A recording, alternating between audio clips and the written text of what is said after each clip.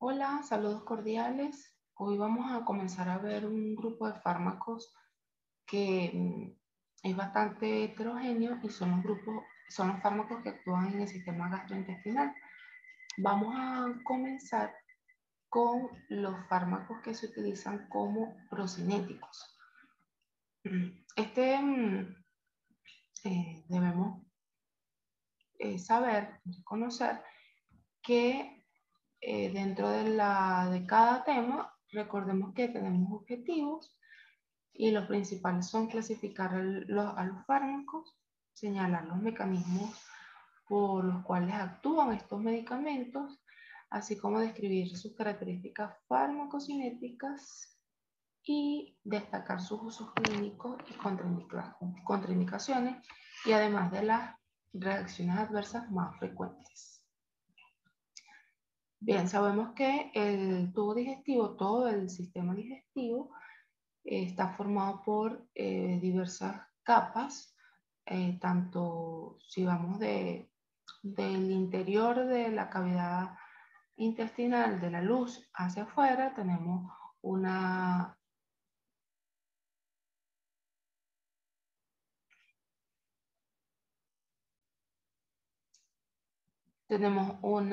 mucosa, ¿ok? Esa capa mucosa tiene, por supuesto, glándulas submucosas, tiene muscular, la muscular de la mucosa, ¿sí? Y es muy importante, hay un plexo que se encarga de la parte de la motilidad y de la secreción, que es el plexo nervioso de Meissner.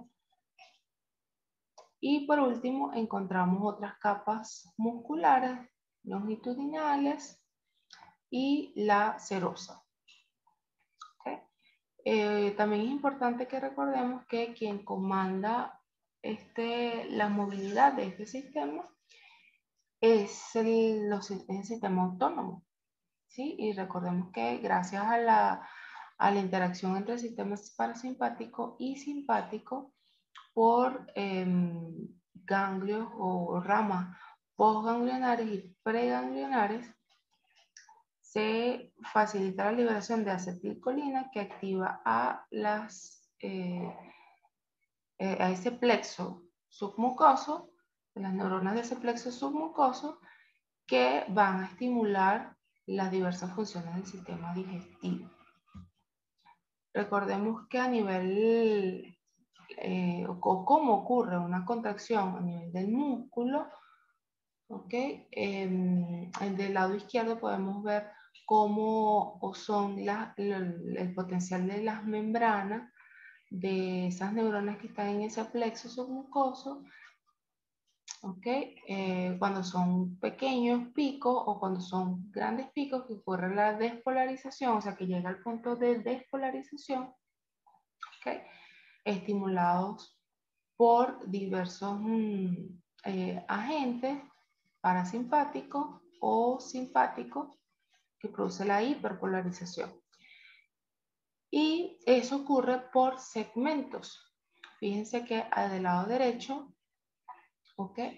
Hay un segmento en el cual donde ocurre o se es estimulado ese plexo y actúa sobre el músculo liso, ocurre una contracción que hace que el bolo alimenticio, el contenido de la luz intestinal, vaya en sentido o hacia la salida, o sea, hacia la parte rectal. ¿Okay? Posteriormente, la víscera distal, a nivel distal, se relaja o se distiende, y para posteriormente esta que sufrió la relajación se va a contraer. ¿Okay? Recuerden que siempre la dirección de ese movimiento peristáltico es en sentido distal. Entonces, ¿sí? Hay situaciones o síndromes o ciertas entidades patológicas en las que esas contracciones o las funciones, otras funciones digestivas como secreción de mucosas o de enzimas digestivas no ocurre o ocurre en forma menor, y el paciente refiere síntomas dispépticos como gases, distensión abdominal, puede producir o la sensación de llenura, hipo y otros diversos síntomas variados. Es aquí cuando entonces se hace útil este grupo de fármacos que son los procinéticos. Estos fármacos van a estimular el tránsito del bolo alimenticio y van a permitir entonces que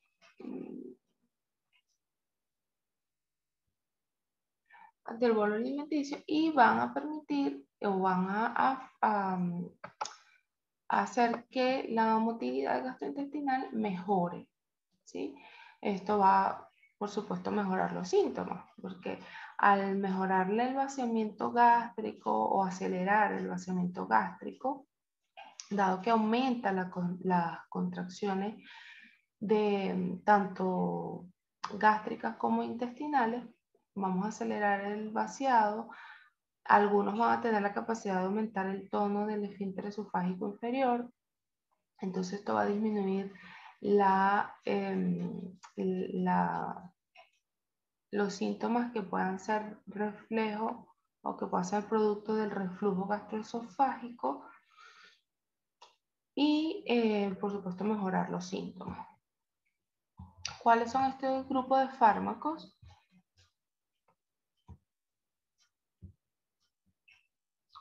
Tenemos benzamidas sustituidas, ¿ok? Con actividad antidopaminérgica y sin actividad antidopaminérgica. También hay está el grupo de colinérgicos menos utilizados. Los más utilizados son las benzamidas, ¿ok? Pero ustedes van a encontrar en la literatura que también los colinérgicos tienen esa función de los colinérgicos directos, ¿ok? Como el betalnecol, que tiene esa acción procinética, ¿ok? Y también van a encontrar en algunas literaturas que ciertos fármacos, como por ejemplo la eritromicina, son similares a la motilina, que es una hormona que producimos a nivel gastrointestinal para acelerar el peristaltismo. ¿Okay? Sin embargo, recuerden que la eritromicina como tal es un antibiótico, un antimicrobiano que tiene su uso en particular. No lo usamos como un procinético como tal, sino que bueno, cuando se utiliza como antimicrobiano, además se beneficia al paciente con esa acción procinética, pero solo como procinético no se utiliza. Bien, entonces dentro de esas benzamidas que se utilizan, tenemos la metoclopramida, la clevoprida, la levosulfirida y la domperidona, de los que son que no tienen actividad, perdón, que tienen actividad antidopaminérgica. Y de los que no tienen actividad antidopaminérgica, la cisaprida y la cinitrapida. La metoclopramida, acá yo les hice un cuadrito como con un resumen de los mecanismos de acción, ¿ok? Donde nos centramos en el antagonismo de receptores de 5-HT3 o agonismo de 5-HT4 y antagonismo de los receptores de dopamina clase 2. ¿Okay? Entonces fíjense que tanto la metoclopramida como la clevoprida van a tener acción antagonista sobre los 5-HT3 y agonista sobre los 5-HT4 y antagonistas de los receptores dopaminérgicos. La cinitrapida solamente y la levosulfirida presentan agonismo del receptor 5-HT4 y la levosulfirida presenta agonismo de ese 5-HT4 y antagonismo del receptor dopaminérgico. Bien, vamos a profundizar un poco en los más utilizados. La levosulfirida es un fármaco de bastante uso actual, viene para su uso por vía oral como ya les había mencionado, su mecanismo de antagonismo dopaminérgico de 2 y agonista de 5-HT4. La acción principal es gastroprocinética a predominio del colon. ¿Ok? Tiene una buena absorción por vía oral y él se elimina solamente por excreción renal inalterada. Atraviesa la membrana, la barrera hematoencefálica. Entonces recuerden allí los efectos que podría tener dado ese antagonismo dopaminérgico y de allí derivan diversas reacciones adversas, como por ejemplo la tensión mamaria, la galactorrea. Puede producir además trastornos gastrointestinales leves, como diarrea, cambios menstruales y aumento de peso.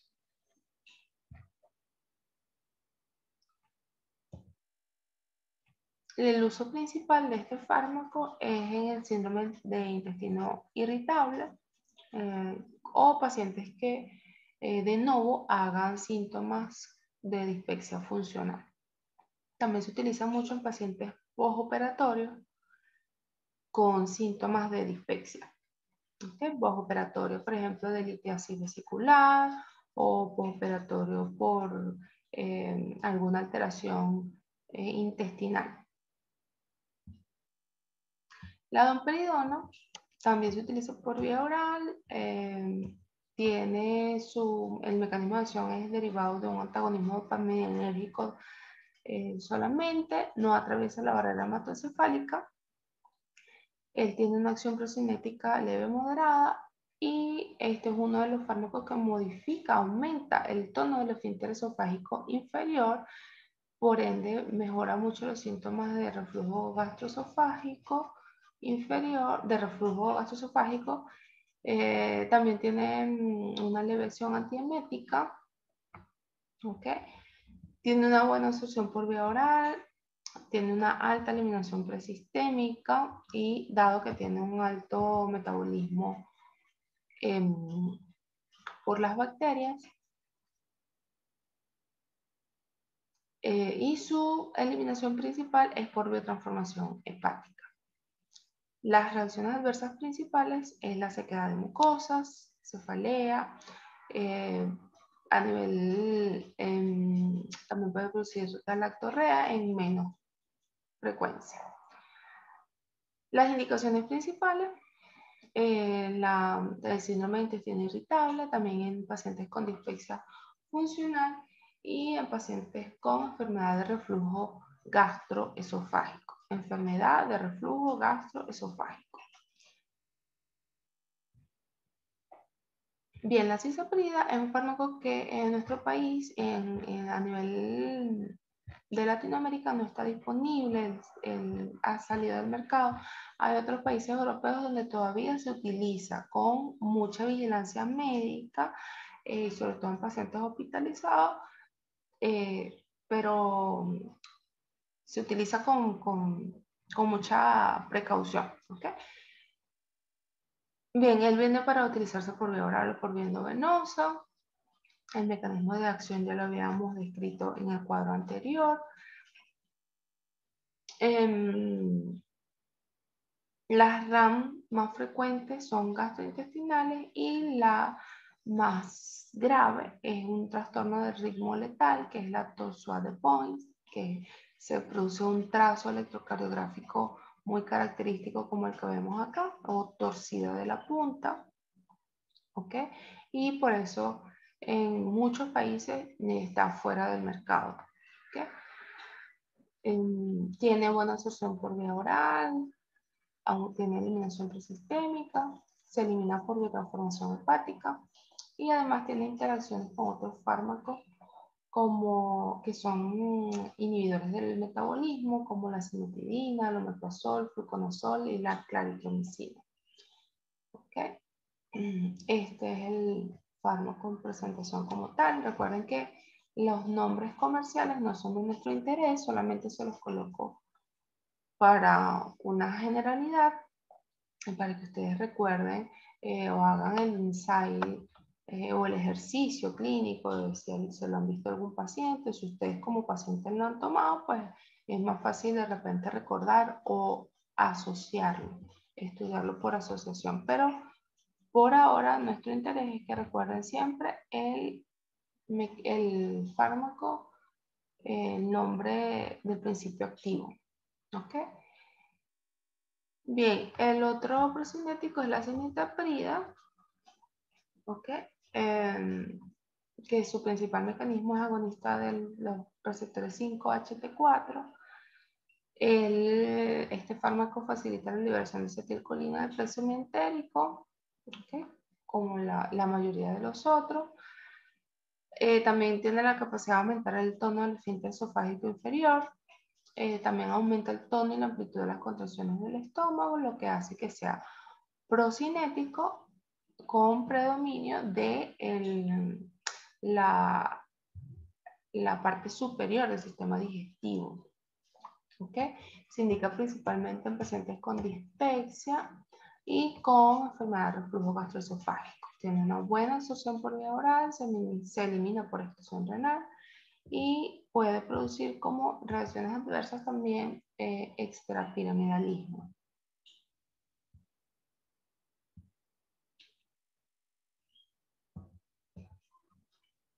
Bien, el tegacerot no se los mencioné en la lámina inicial, ¿okay? Es un fármaco que también tiene una acción procinética, pero a predominio de colon. Se utiliza más que todo en pacientes con síndrome de intestino irritable.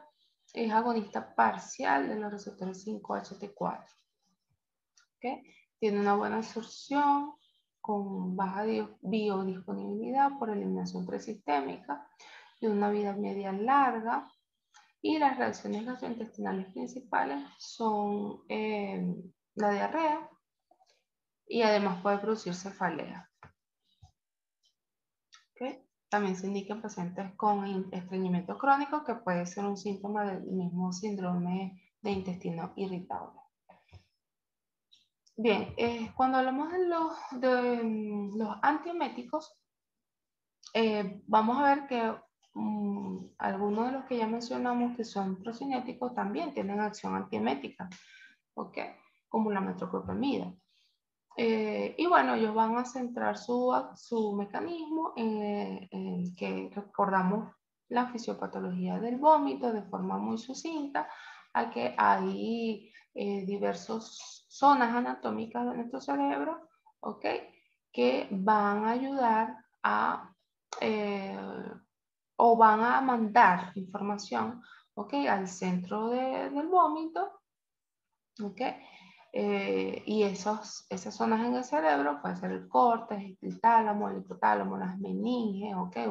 Cualquier irritación, inflamación en estos centros, pues va a mandar información directamente a este centro del vómito, asimismo a través de receptores, quimioreceptores o receptores de presión, a través de los pares craneales, también va a mandar información hacia ese centro del vómito, el sistema vestibular a través de receptores muscarínicos y de receptores histaminérgicos. Igualmente mandarán información para que sea, este es entonces un mecanismo reflejo y de alarma que se activa cuando alguna de estas áreas puede ser alterada o modificada. ¿Sí? También olvidé mencionarles quimioreceptores en el área postrema, ¿ok? También envían información hasta ese centro del vómito y lo activan, ¿ok? Y bueno, él se activa y el efecto, el efecto de este, por supuesto, va a ser mediado por todo el sistema parasimpático.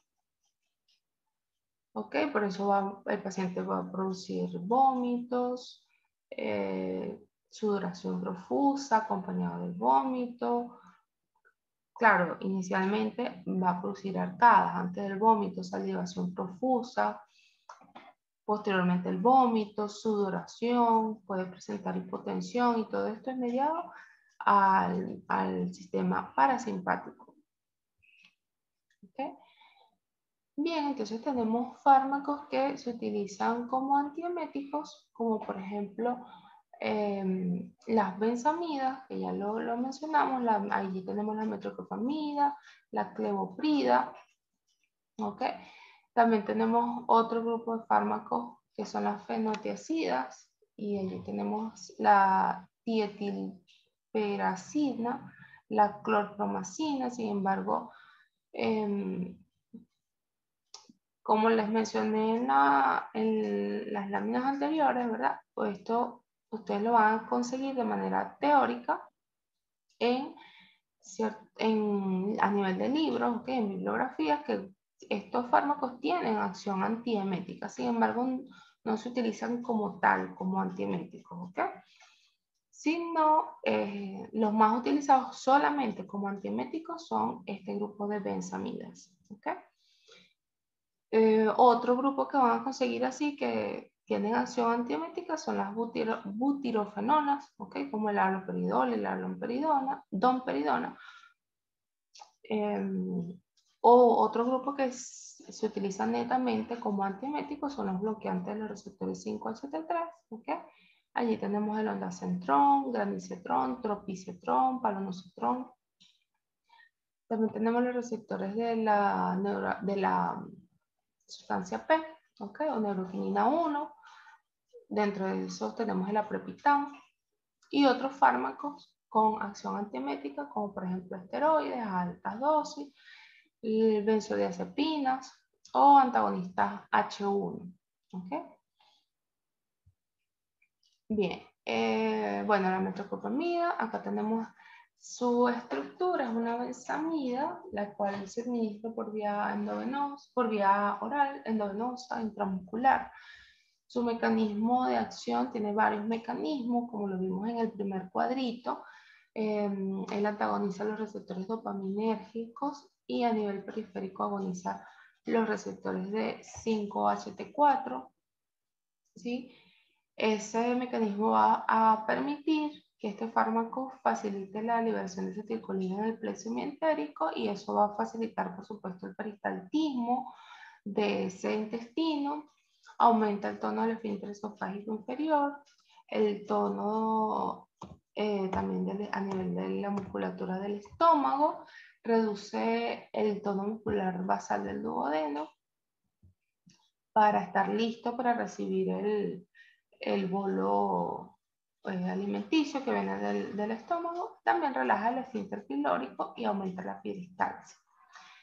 Desde el punto de vista farmacocinético, es un fármaco con buena absorción, tiene eliminación presistémica, eliminación mixta, tanto por biotransformación como por expresión renal inalterada, tiene un índice terapéutico estrecho. Esto es importante ya que a nivel del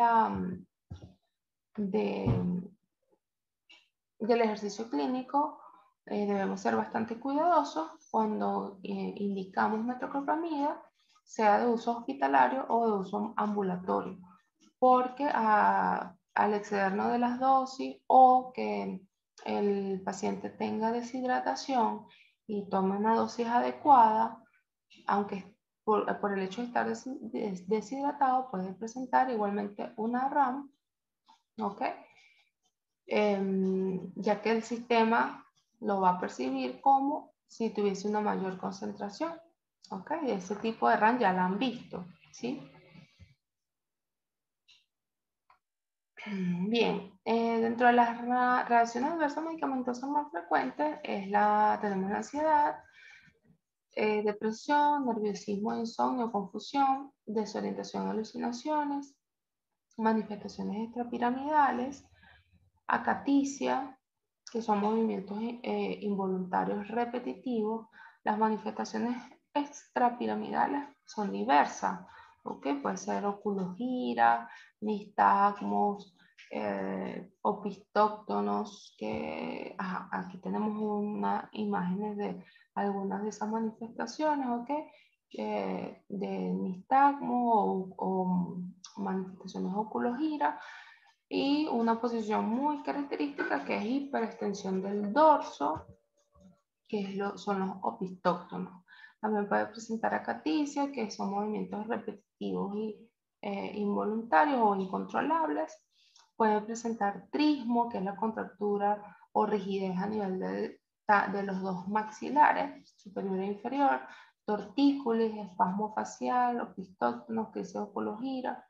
También puede producir hiperprolactinemia, galactorrea, ginecomastia. ¿Ok? Son unas de las más frecuentes.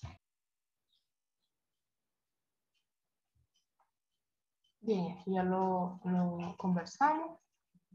Las indicaciones principales de metoclopramida es como antiemético. También se utiliza en pacientes con diabetes que tengan gastroparesia para mejorar esos síntomas digestivos, o pacientes postoperatorios o post-vagotomía. También se indica para mejorar los síntomas de esa lentitud del vaciamiento gástrico o gastroparesis. También puede servir como coadyuvante de reflujo gastroesofágico en procesos con pseudoobstrucción intestinal. Hay pacientes que tienden a hacer obstrucción o pseudoobstrucción intestinal, sobre todo pacientes que han sido intervenidos quirúrgicamente a nivel abdominal en repetidas ocasiones. Y en esos cuadros de pseudoobstrucción, entonces se utiliza un procinético, como por ejemplo metoclopramida, y antiemético para mejorar los síntomas y observar al paciente si se desobstruye, si se quita la obstrucción o si es necesario una nueva reintervención. Bien, otros de los fármacos antieméticos son los antagonistas de estos receptores, ¿ok? Los 5-HT3, ¿ok? Sus representantes principales son el ondansetron, granisetron, palonosetron y tropisetron. Pues ellos van a actuar sobre ese receptor antagonizándolo, ese es el mecanismo de acción.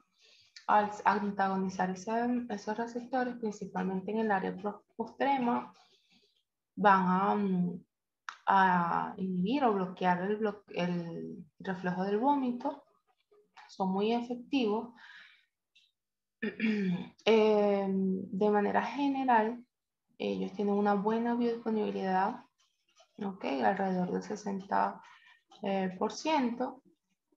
También su eliminación es principalmente por biotransformación hepática y a excepción del palonosetron, que es por eliminación mixta. ¿Okay? La vida media es variable, es heterogénea entre ellos. Fíjense que el granisetron tiene una vida media de 3 a 12 horas, el ondansetron de 3 a 4 horas, el palonosetron tiene una vida media larga de 40 a 100 horas. Y el tropisetron también tiene una vida media larga de 7 a 40 horas.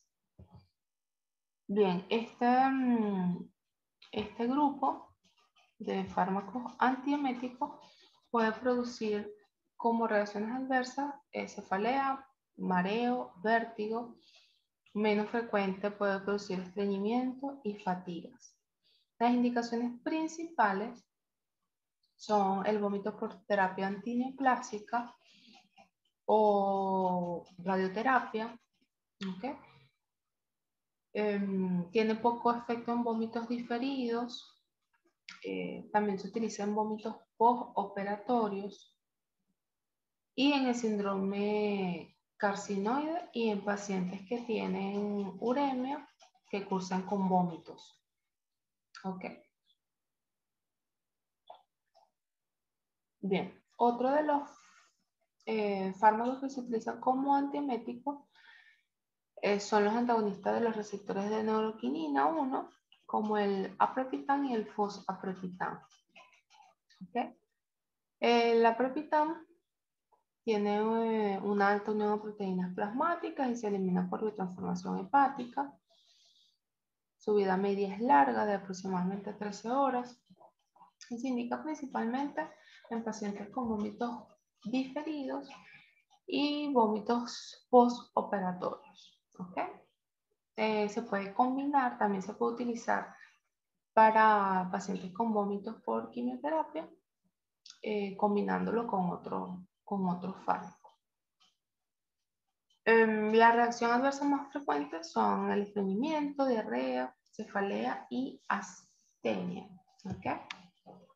El fosapropitán es un profármaco, ¿okay? Que al pasar a nivel hepático, por acción enzimática a ese nivel, se convierte en la molécula activa que es aprepitán. Bien, bien, hay otros fármacos que se utilizan como antivertiginosos. Como lo vimos, ¿verdad? Cuando vimos lo que ocurría o todo lo que podía activar el centro del vómito, uno de ellos estaba a nivel del sistema vestibular, los receptores muscarínicos e histamínicos. ¿Okay? Entonces, hay fármacos como por ejemplo antihistamínicos o antimuscarínicos que se utilizan para eliminar o bloquear el estímulo que se pueda producir en el sistema vestibular que pueda desencadenar los vómitos, el mareo, las náuseas por ejemplo, el movimiento en un barco o por el movimiento en un ascensor o en un carro que se desplace por curvas y montañas, ¿ok? Que es la cinetosis. ¿Ok? El estímulo sería ese movimiento, en particular en un carro, en un barco, ¿sí? Y se estimula entonces receptores de tipo muscarínico, los principales, ¿no? Muscarínico e histamínico. Entonces es muy frecuente utilizar la difenidramina o el dimedinato, son los más utilizados con mayor tiempo de uso, o sea, son los que se han utilizado por mayor tiempo.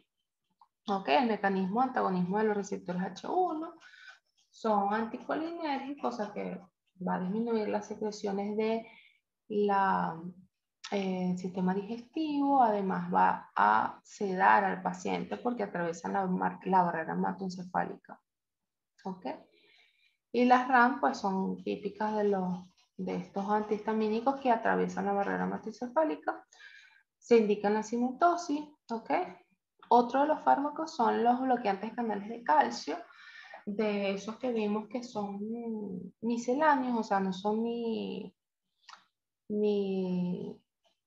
de las fenilalquilaminas, ni tampoco dihidropiridínicos, ¿okay? No corresponde a ninguna de esas tres estructuras químicas. Lo clasifican algunos libros como misceláneos. Esos tenemos la flunaricina y la sinaricina. ¿Okay?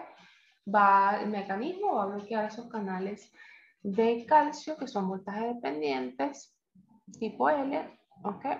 A nivel central, y va a disminuir los síntomas que están relacionados con el vértigo.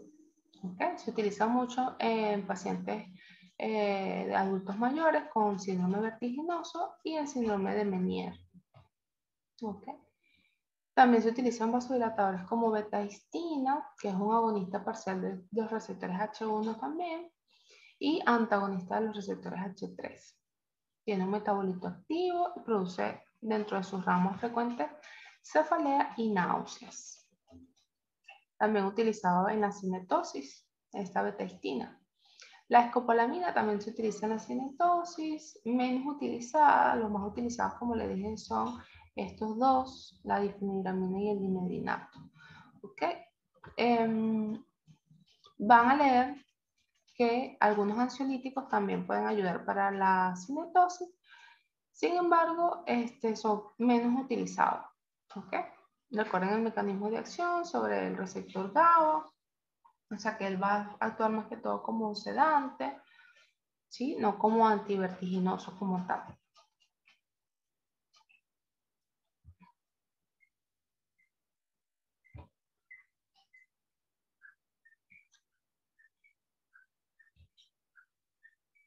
Bien, otra de las alteraciones o las patologías que alteran el sistema digestivo son los síndromes diarreicos. Por eso es importante entonces que veamos cómo vamos a ayudar desde el punto de vista farmacológico a pacientes que tengan esa patología. Lo más importante en un paciente con síndrome diarreico, con una enfermedad diarreica aguda o crónica, es siempre mantener la reposición de líquidos. Siempre el que el paciente se mantenga hidratado. ¿Sí? Mantener ese equilibrio es clave.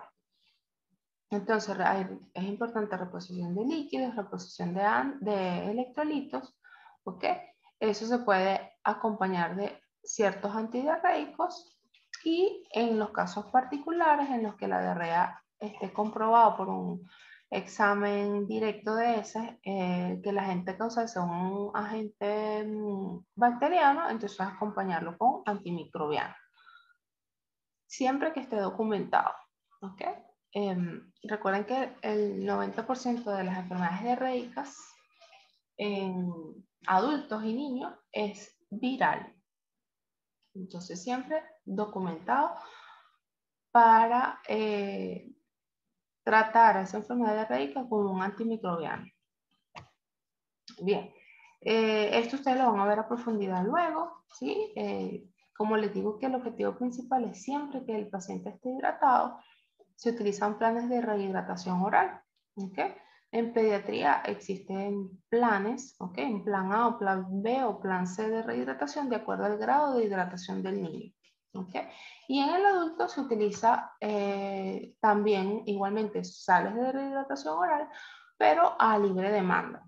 O sea, se le indica al paciente que luego de cada evacuación tome lo que desee de suero oral, pero una cantidad suficiente, al menos un vaso, para que reponga la cantidad perdida en las heces.